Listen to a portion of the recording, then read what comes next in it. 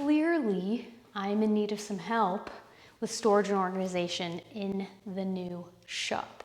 You guys saw we just updated our electrical system in here, and we actually are preparing to do some epoxy floors. But first, I have a ton of stuff off camera that needs a home. And so I thought, what better way to organize this stuff than using all the space up there?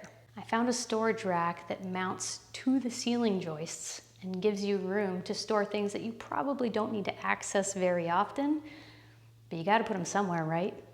So whether you're storing stuff for the family, like camping gear or coolers or maybe things for the beach, or if you are a woodworker, small business owner like me, and you have a lot of things that you have to have, but maybe don't use all the time, this might be a great solution for you. Check it out. This is the GR48 from FLEXIMOUNTS. It is a 4x8 system, and it can hold up to 600 pounds when you install it correctly, of course. Depending on your overhead clearance, it can extend anywhere from 22 inches to 40 inches from the ceiling.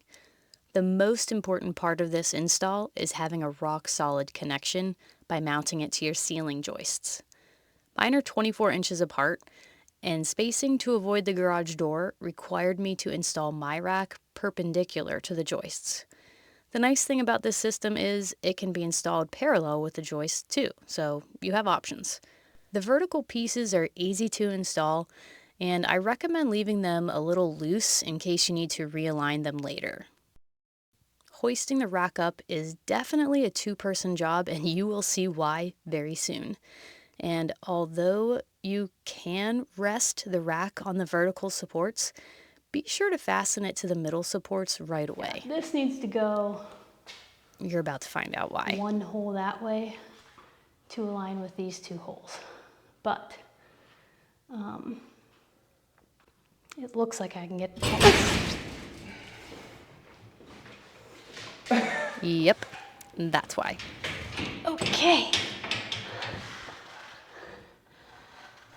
The corner verticals do have the ability to cradle the storage rack, so to speak, but those two middle supports do not, and that's why I say go ahead and at least thread the bolts through that so you don't experience what I experienced. Within just a few hours, I was loading up the overhead storage rack and getting all this clutter off my floor. I'm really happy with this space-saving solution. A couple tools that are really important and really handy to have for this job would be definitely a stud finder.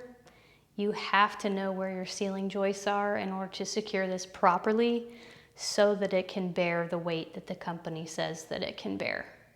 This isn't necessary, but it's nice to have a laser level. A laser level will help you keep everything aligned and will help the process move a little bit faster. If you don't have a laser level, make sure you have a regular level. 4 feet or longer would be your friend in this case because the shortest side is 4 foot and the other side is 8 foot, like I said. So a regular level would also help you with alignment when you're placing the brackets on the ceiling. Another thing I would say is nice to have for this project would be a socket wrench. The kit does come with a tool in there to do the fastening of the hardware, but it will go faster if you have a socket wrench or just the appropriate bit for your drill. I really wish I would have had that, but I didn't have a 1/2 inch, so there you go. Lastly, just make sure you have a second person when it comes time to actually lift up the base of the storage rack and install that. That is definitely a 2-person job, and I was thankful to have my husband's help on that one, so thanks, babe.